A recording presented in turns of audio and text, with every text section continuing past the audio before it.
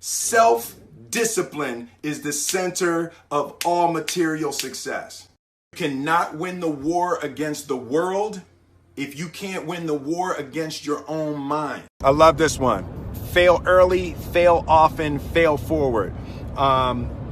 It's always a little bit frustrating to me when people have a negative relationship with failure.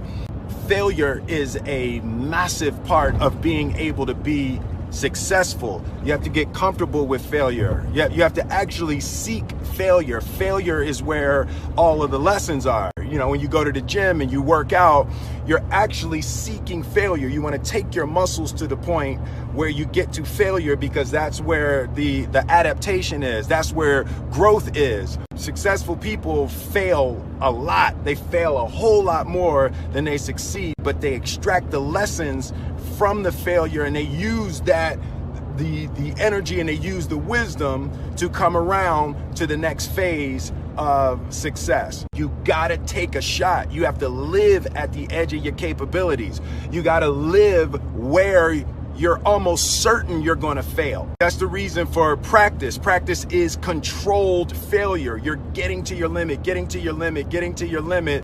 You can't lift that, you can't do that, until you get to the point that all of a sudden your body makes the adjustment and then you can do it. Failure actually helps you to recognize the areas where you need to evolve. So fail early, fail often, fail forward. So a dude screamed to me the other night, "Hey, Will, I want to be an actor, man. I want to be an actor just like you." People say stuff to me like that. I'm like, "Yeah, man, you can do it." Give them an encouraging word.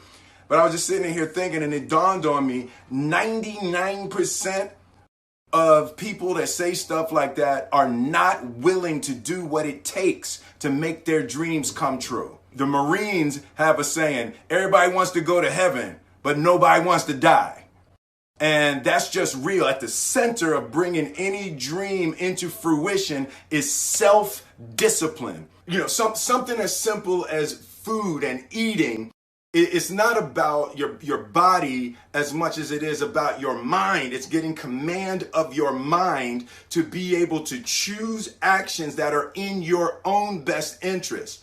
Every day, we are choosing shit that's not in our own best interest. Right? So if the world is attacking you and the world wants to fight you and the world's trying to hold you down, so you're going to kick yourself in the balls? So you're going to stop yourself from getting what you dream. Self-discipline is the center of all material success. You cannot win the war against the world if you can't win the war against your own mind. The only thing that I can see, and you can never really look at yourself, the only thing that I see that is distinctly different about me is I'm not afraid to die on a treadmill. Right? I will run. You would not be outworked. I will not be outworked. Right. Period. Yeah.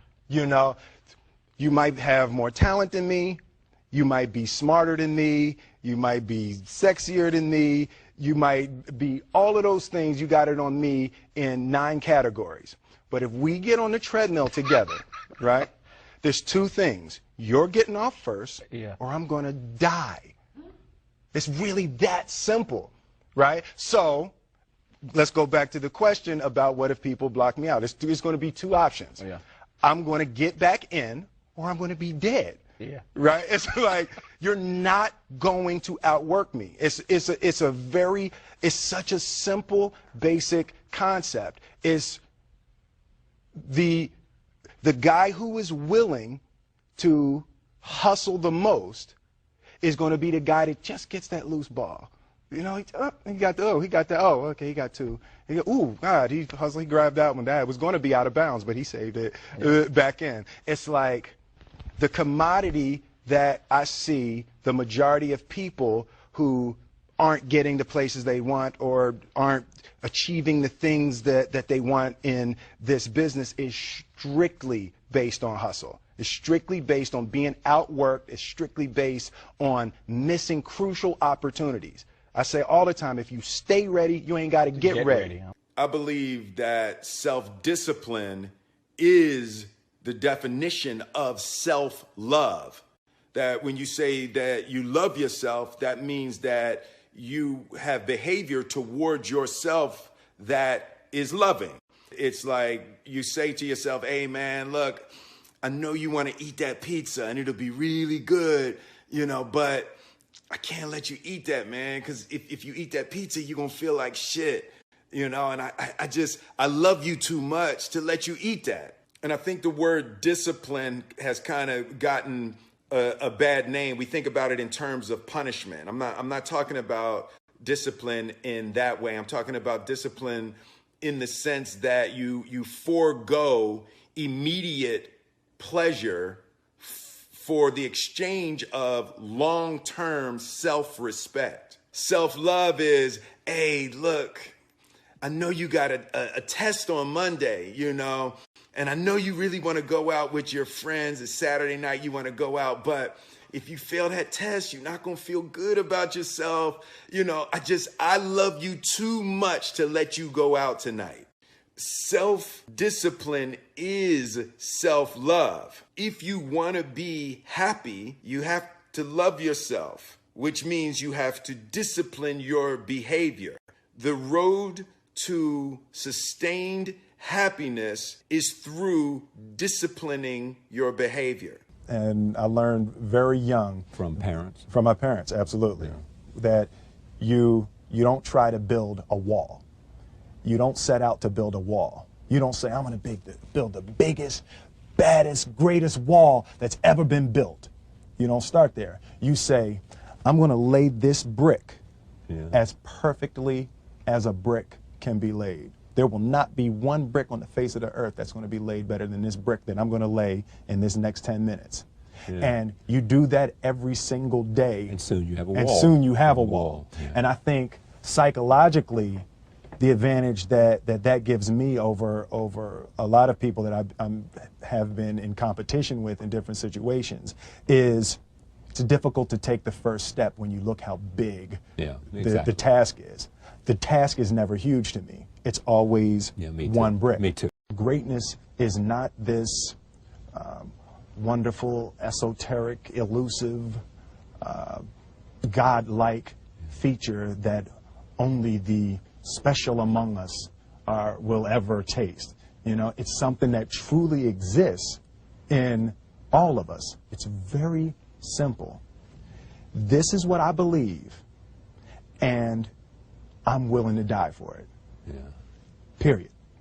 It's that simple. I know who I am, and I know what I believe. I know who I am, I know what I believe. That's all I need to know. And that's all I need to know. So from there, you do what you need to do.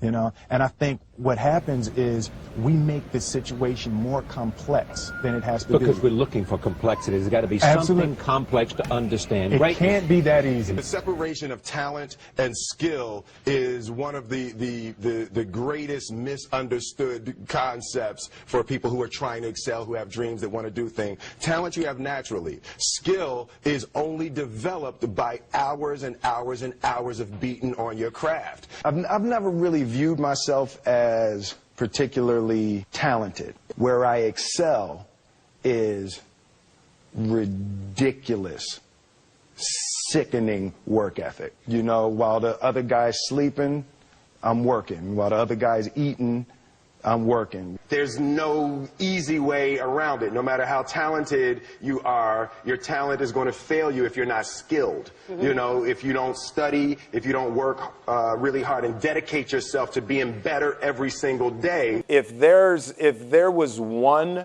concept that I would suggest to people to take a daily confrontation with, is fear. The problem with fear is that it lies, right? So fear tells you, hey, if you say that to that girl, she's going to know she has you, and she'll never really be attracted to you if she knows how much you attracted to her. Don't say that. No, how we get her is when she walks by, ignore her.